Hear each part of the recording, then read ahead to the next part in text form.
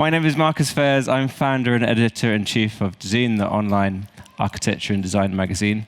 And I'm honored to be here to moderate the roundup session of all the talks here, where we have the big task of summarizing the highs and lows, the trends and tendencies, the people, the newcomers, and the icons of everything in the fair and in Swedish design and Scandinavian design. That's a lot. And we have 40 minutes. So let me quickly introduce you to my panelists, and forgive my appalling Swedish accent. Hanna Beatrice on my far side over there, who's editor-in-chief of Residence magazine. Svante Öquist. Yes. Was that any good? Perfect. Editor-in-chief of Elle Decoration Sweden, and Annica in the middle, Annica Kvint Lidzell, who's a journalist. Can I ask you all to briefly explain a little bit about who you are and what you do, starting with you, Hanna?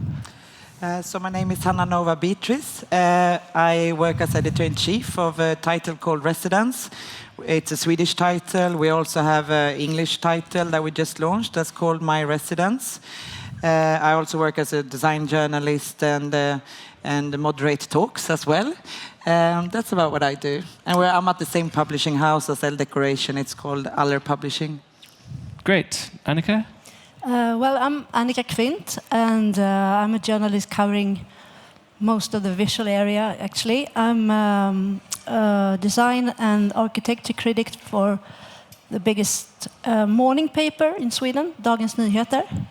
And I'm also a part-time editor at the Swedish Review of Architecture, as well as a board member, chairman of the board for the biggest Swedish crafts organization, Konsthantverkscentrum. So I'm quite, I'm all over the visual area. So when they sent me the list of the panelists, and for you they wrote journalist, they were slightly underplaying you, I'm I think. a journalist. And you, Svante? Yes, I'm Svante Öquist. I'm editor-in-chief for Elle Decoration. I've been working with the brand Elle for, believe me or not, almost 30 years since we launched Elle in Sweden in 1988. I was art director for both Elle and when we started Elle Decoration 5 years later. Great, so we have a hugely overqualified panel, and what I asked them all to do was to send me 3 images in advance that summarized, by today I mean, that summarized for them what were the highlights of the fair or the new tendencies in Swedish design. And when you ask journalists to write something, you say you ask for 300 words, you always get 1,000 words, and no surprise, instead of sending me 3 images, they all sent 4 images. So to get my own back, I thought, well, I will also choose 3 images, and I stuck to 3. As a foreigner coming to Sweden, what were my impressions? I haven't actually been to Stockholm for 3 years. The last time I came to the fair was 3 years ago. So here are my 3 images. So the first one, top left, as an Englishman arriving in Stockholm and trying to get to the fair, my first experience with design failure was this crazy system you have here, whereby you run around the station trying to figure out where the hell you're going and which platform you need and how to buy a ticket, and then you see a huge queue of people and you think, I don't want to join that queue. And you find a machine and it says, buy a ticket, and you buy the ticket and you get this flimsy bit of paper, and then you go up to the ticket barrier and you cannot use the flimsy bit of paper to open the barrier. So you eventually find someone who you can talk to find out, how do I open the barrier? And they point back to the queue you were standing at before, and so you have to join that queue, and then when you get to the front of the queue, the man will open the ticket gate for you. Which is so fantastically Byzantine and crazy. It's Swedish. I think that says a lot about maybe the Swedish attitude to service design, maybe. But maybe not Swedish design, anyway. Sorry? Maybe not the Swedish design. Isn't it the same? No, Isn't it? I don't think so. Well, we already have a difference of opinion on the panel. The second image below that is that I love this. It's a product I saw in the fair, which is like this foam, felt dome that goes over your head in the office. And there's a huge trend, I think, in the fair this year for products that reduce noise in offices. And I think this is a uniquely Scandinavian phenomenon because, first of all, Scandinavia has successfully exported around the world this concept of Scandinavian design, which is all about hard wooden floors, hard surfaces, quite minimal, but really, really noisy. Every footstep echoes, and you can hear every squeak and so on and so forth. So I think Scandinavians have finally realized that they're creating a problem for themselves and are now trying to give everyone the chance to shut themselves off from everyone else. And my third image, top right, is a story we ran on Dezeen last week, which is Hem, a startup run by Petrus Palmer, was bought by Vitra. And I think this is interesting because we all know about the leading, a lot of the very successful Scandinavian design brands, Design House Stockholm, Muto, Hey, for example, Norman Copenhagen. And they all have, a very strong look. They have a very strong aesthetic. They're kind of synonymous with this new Scandinavian design, which has become like the default style for the whole world. But what people don't mention so much is they have very, very clever business models, I think. They are often very well financed, have great distribution. They realized very early on that it's not a great idea to just have a furniture brand selling big ticket ideas. They took a tip from the fashion industry and also sell a lot of accessories. So you can walk into any of those stores and you can dream about the 5,000 euro sofa, but you can walk out with the €20 euro candlestick or cushion or whatever. And Scandinavia has also tried to be very innovative in terms of new ways of selling design. So Hem was about very, very affordable products that could be sourced on the internet and customized. Before that, One Nordic, which sort of became part of Hem, was trying to do the same thing. So for me, there's kind of a very astute business brains behind design brands in the Scandinavian region, which goes beyond just the look of the products. What we're going to do, when everyone's shown their images, is we'll come back and we'll discuss all of these points. But now I'd like to hand over to you, Hanna. These are your 4 images. Talk us through what they are and why you've chosen them. Going back to what you just said, actually, about Scandinavian brands doing accessories, that's actually not entirely true. It's more the Danish brands. And in Sweden, we've actually been very focused on, if you do furniture, you don't branch out and become a lifestyle brand. So that's why I picked the right-hand image, which is an image from a Swedish brand called Fogia. That's taken this step to do accessories and smaller objects. These are what do you call them? Pots and vases that Carina Seth Andersson has done for Fogia, and they've also done more accessories, small objects, and which they have to change the way they resell their product. But it's nice to see that it's reached Sweden as well. The other images I've chosen, if you look in the left top-hand corner, it's actually from exhibitions in the city. I always like to emphasize that I love the fair, but I also love what's happening in the city and the exhibitions that many different creatives create, and it's open to the public, so that the public can come and enjoy the design week as well. My magazine did an exhibition that opened this week at the Architectural Museum. It's our Designer of the Year exhibition, but instead of just showing the products of a designer, we got our stylist Lotta Agaton to curate the exhibition and to comment a bit on the role of the stylist and the power of the stylist today in the design industry, creating these images that we use in social media and the brands use to sell their furniture, and it's extremely important. So it's actually a visually very beautiful exhibition, but it's also a comment on the industry. The image underneath is from Mönchbergsaktionen, which is an independent small auction that is 5 years this year.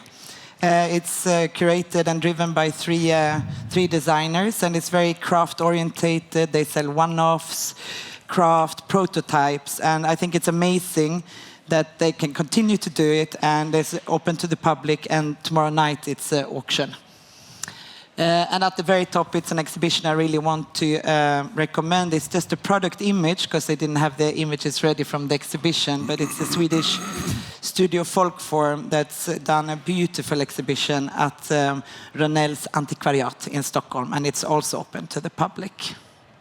Okay, great. And is there a kind of an overall theme or trend or development that you think you've noticed this year, or are things pretty much the same as? No, not in terms of the exhibition. I wouldn't say so. It's actually less exhibitions in the city, but the difference is that I can see that they're actually open to the public, and that's something we need to work with in Sweden.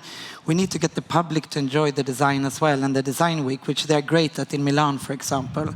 So you can feel that slowly starting to change. Okay, thanks very much. Svante, let's go on to yours now. Yes, I just feel I want to start with you. You were talking about accessory, both Marcus and Johanna. And I just thought, how many candlesticks, how many cushions, and how many vases can you make, and how many do we need? Because just the other day, in fact, I went to a preview for Fritz Hansen, and they are launching in Milan in April a collection of vases, cushions, and candlesticks. a traditional furniture company like Fritz Hansen. Yeah. And it's kind of, it's amazing. It's an interesting move. Vases, and cushions, candlesticks. Anyway, I have a candlestick there too, and it's designed by Signe Persson Melin, which is I think she's the most talented still living designer in Sweden. She turned 90 last summer, and this is her last design, which was launched here at the fair. It's in aluminium. I don't know the word in English. Is it aluminium? Aluminium. Yeah. And also the sofa is, to me, the essence of sophistication. It's a new piece by Jasper Morrison for the Danish company Fredericia. And he put something new on the classic Fredericia, the legs. So he put together the past with the future, or nowadays. And in the middle is a piece for the Swedish company Klong, which is sort of the most contemporary company in Sweden today.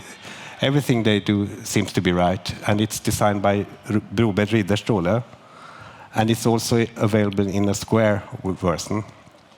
It's a trolley on wheels. And the table is designed by Emma Olbers for Tre Sekel, and it's completely, you can take it away. You don't have to, with the plugs, and then you can have the shelf, store it at the wall. And it's handicraft. That's my selection. I think it's really nice with actually bringing up Emma's table. She's a Swedish designer that works a lot with an environmental focus, which is really nice. She also did the trend exhibition at the fair and focusing on the environment. And I think that's a topic that if you haven't seen a lot more at the fair. Take your time to see that exhibition. It's very nice. Okay, great. And finally, Annica, you pick up your pictures. Yeah, I actually have 4 keywords. And they are small scaleness, closeness, craft, and history. And the first image, the one with the lamp, it's called 25, and it's by a small company called the Kovac family. And I actually found it in the new department here at the fair, which is called Established, which is new, and it's for small-scale companies and designers that couldn't be here without a little support. And it's called 25 because it's made of 25 pieces of wood, FSC certified wood, and you can kind of fold it together like a fan so that you can send it. The textile cord is PVC free, and this company is interesting because it consists of the whole family working mainly with web development.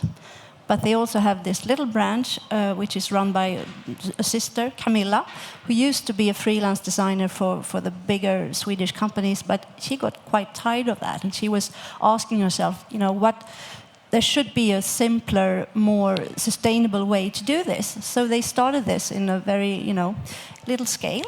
And I think that's an interesting trend. It's a new kind of furniture supplier here in Sweden. The second image, the one up, it's from the greenhouse, where they show the younger designers, and I thought it was interesting because there was this huge focus on sustainability, on reflection, on new ways of thinking and new ways of making things. And this is a project which is really interesting. I just have to look what it was called. 100 Days of Need and Craving. And it's made by this person who was a student at the University of Arts, Crafts and Design in Stockholm. And it was actually her exam project. And she didn't get her exam. Because the project, it's about... she actually threw out everything in her home, her and her family's home, and she started from the beginning asking herself, what do we need, in fact? And what she came up with is this, a very small amount of things. And I think it was interesting that this, she's a part of this exhibition, Young Swedish Design, which is a traveling exhibition. I thought it was really brave of the jury to choose this project, because 5 or 10 years ago, this project would never have been in that kind of surrounding, which is interesting. And the image below, it's a chair for Gärsnäs. The designer is called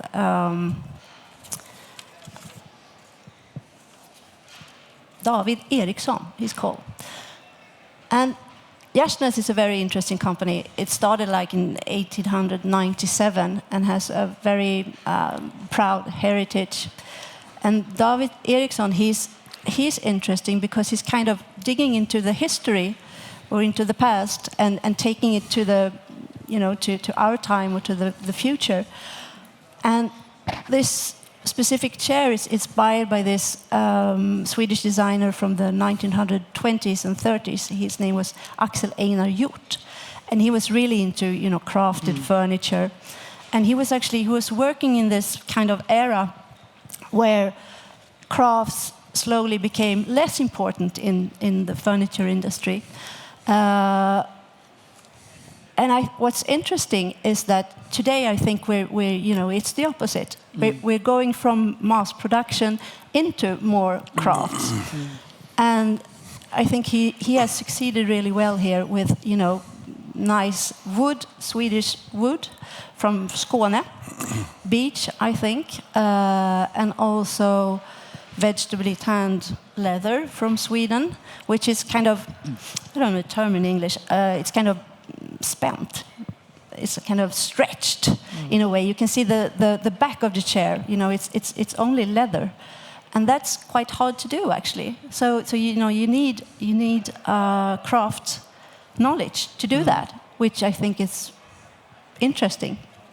And the image below, it's also a product by Gärsnäs, and I thought it was interesting to show these two together because.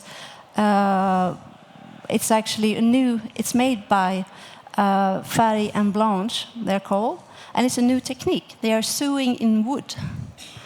And it's also an example of small-scaleness, what you can do with small-scaleness, because they started this sewing in wood project, like a few years ago, and they did it by themselves, and they've been interested in this combination of male fashion and tailoring, and mixing it with furniture design.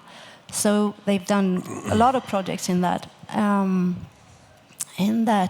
field, and now they actually have managed Gärsnäs to buy this really huge industrial sewing machine.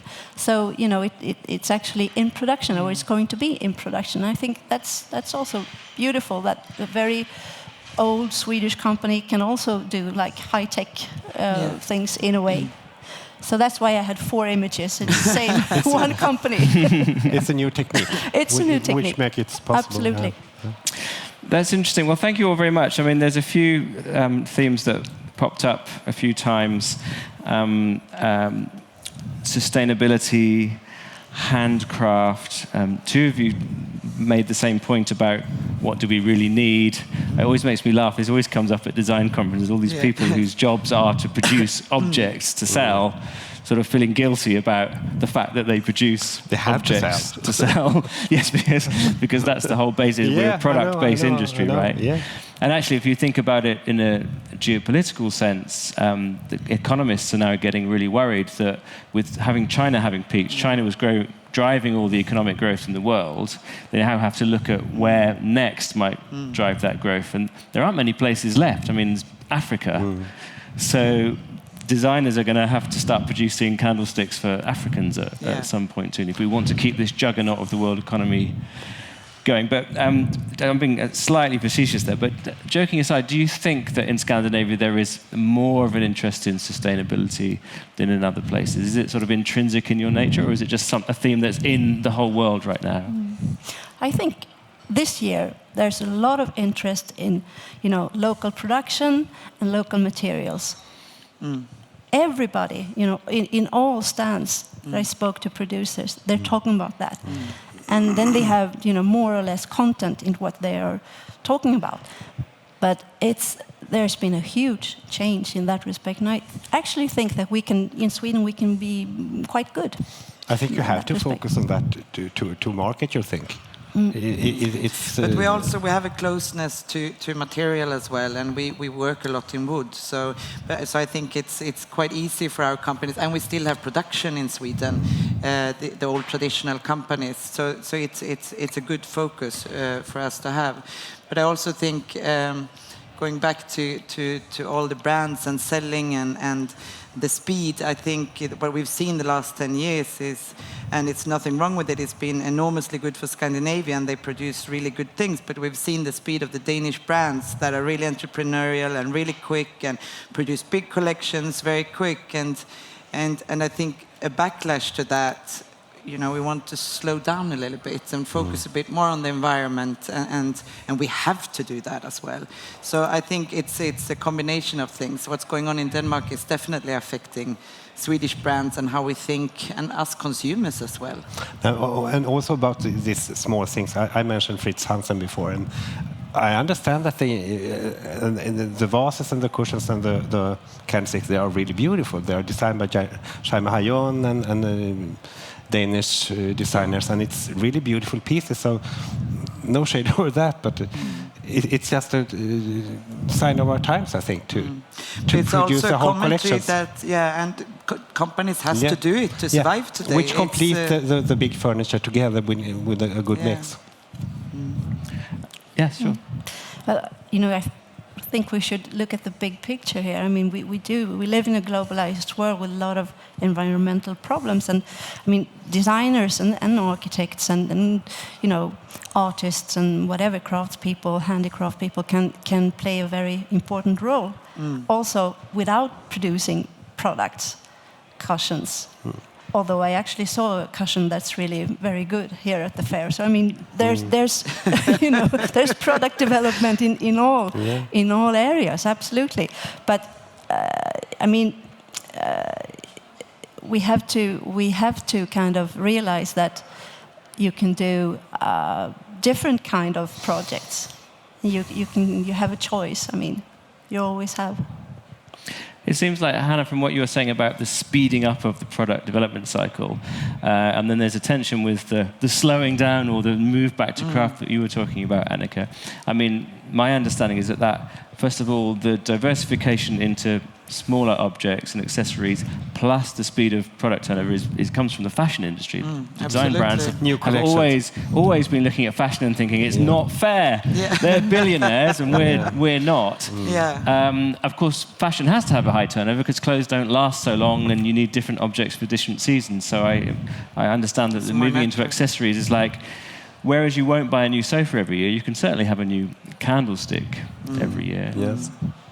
But we just had a fashion week or fashion weeks, I don't know, here in Sweden, and the discussion was that the fashion industry has to slow down. Everybody wants it to slow down. Nobody wants to do a collection and pre-collection, etc., etc. So I think that industry is changing as well. Do you think it will? It's interesting because I had a cup of coffee just before I came here with a friend of mine from Stockholm who's in the design world. She's a curator, and she started off talking about my watch, and I said, I can get you one if you want, because we have a watch shop.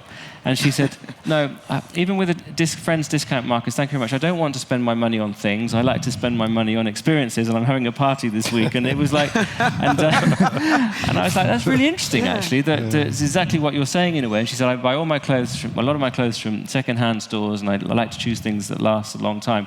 And I think it's very easy, especially as journalists, to talk about this idealized lifestyle that we all should be moving towards. But it's interesting to meet someone who actually lives like that, rather than just writes about it and then goes and buys only small candlesticks.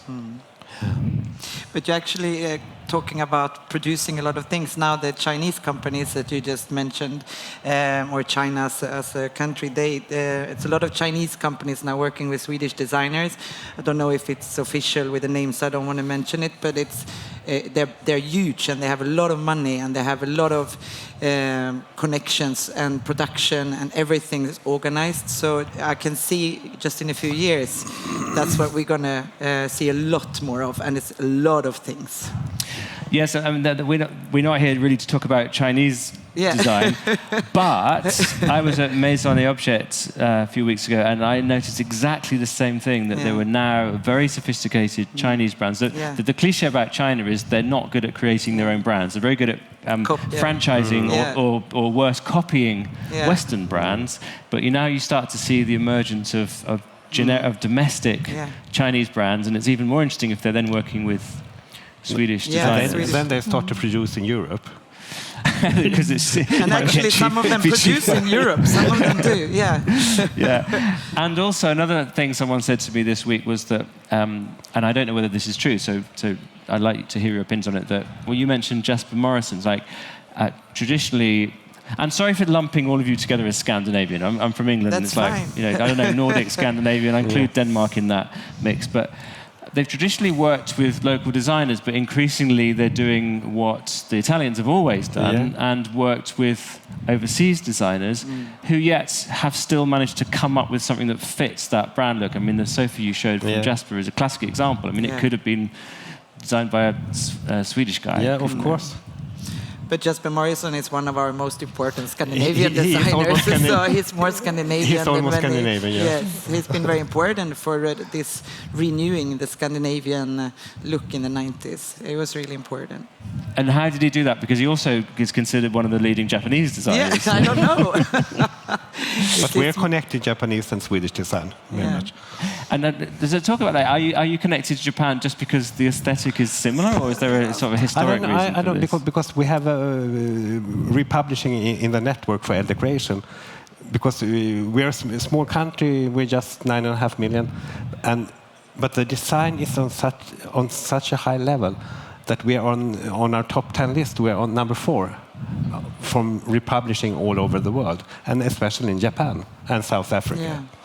So Scandinavian styles work well. It's very, very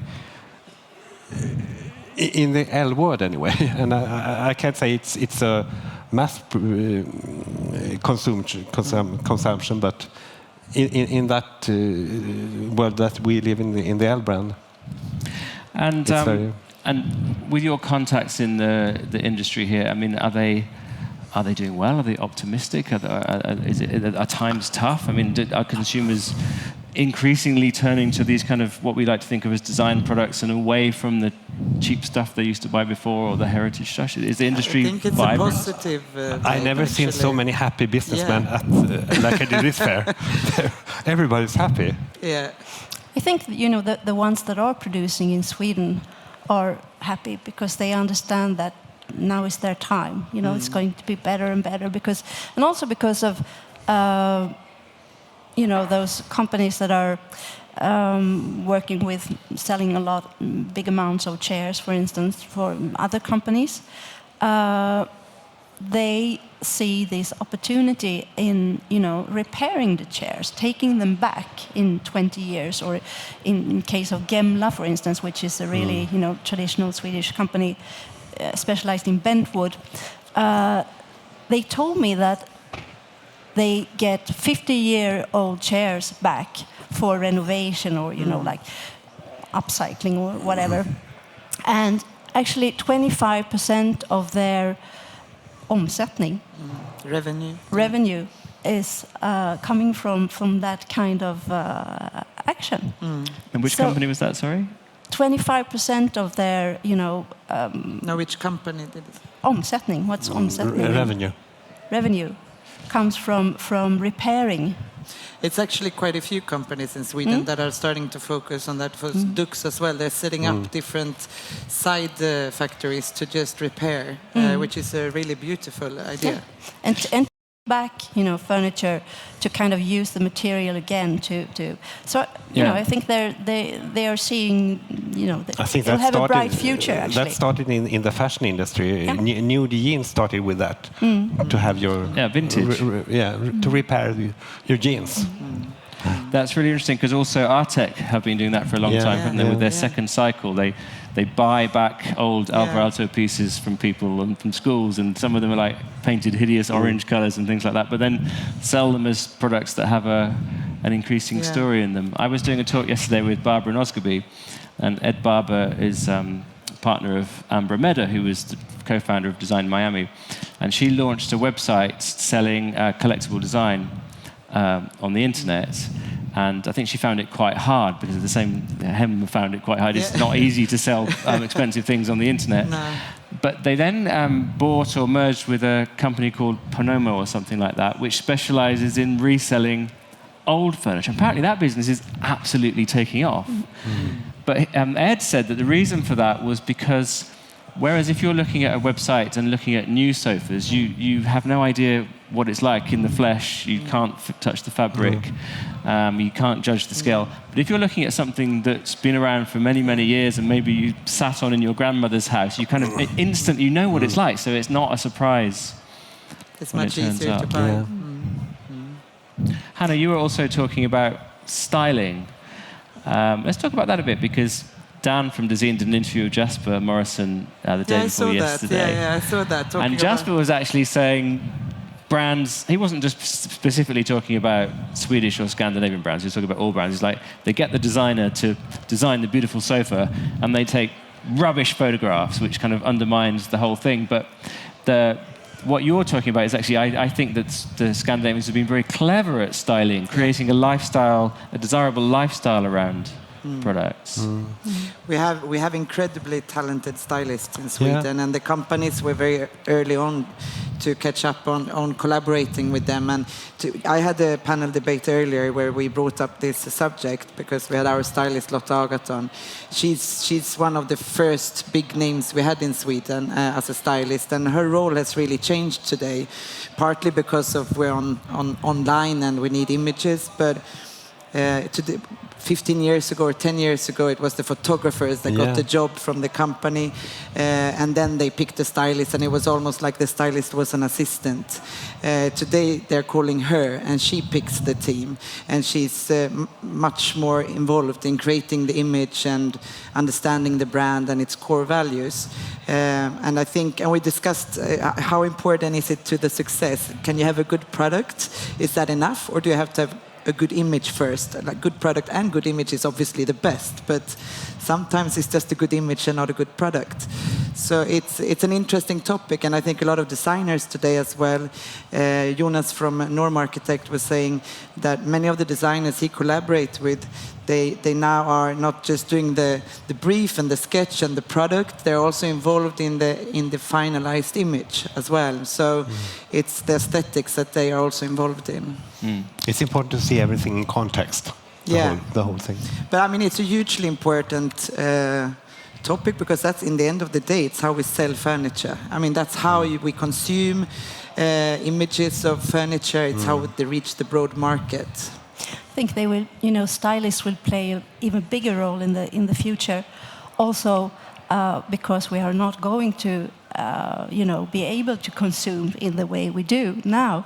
And then they will play an even more important role because, combining things can be done in so many ways. And I mean, you can have a new home just by combining your things in different ways. So that's another reason that stylists will play a big role, I think. Yes, and also one of the phenomena that's come from social media, things like Instagram and Pinterest, is that everyone can now be a stylist. And while most people might only have access to certain products, the way that they arrange those products in their home reflects who they are, and then they take a picture of it, and then that gets shared with their friends. And so it's almost like there's become we talked a while ago about democratization of design. I mean a few years ago, but now there's a democratization of styling as well.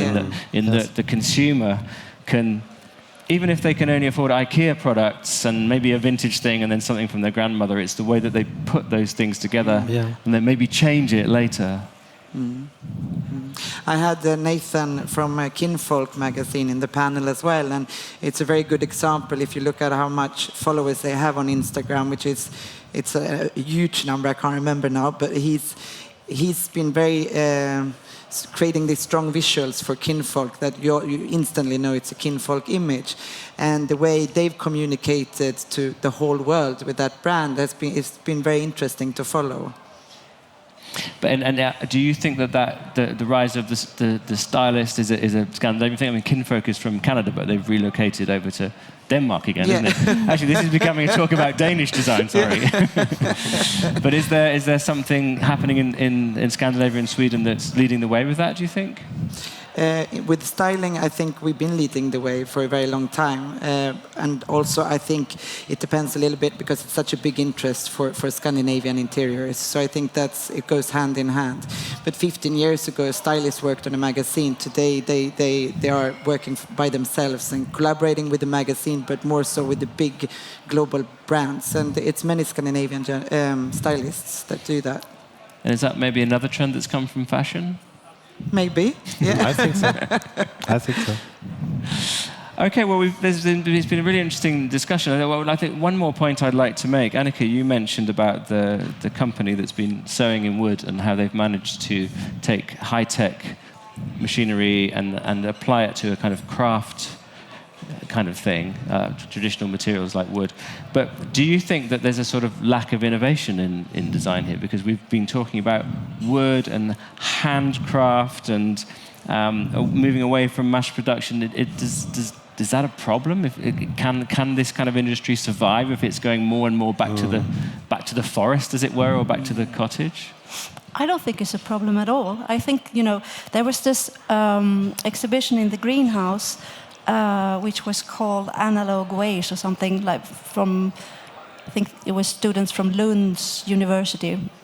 And the subtitle was "One Step Back, Two Steps Forward." And I thought that was a very good sentence, and it kind of concluded where we are right now. And a lot of students and designers are kind of looking back, taking the best parts of history, design-wise or material-wise. They're getting, they're more and more interested in materials and in techniques, old crafts techniques, but they're kind of combining it with a high-tech touch. And I think that's where we are right now. That's what's happening, yes.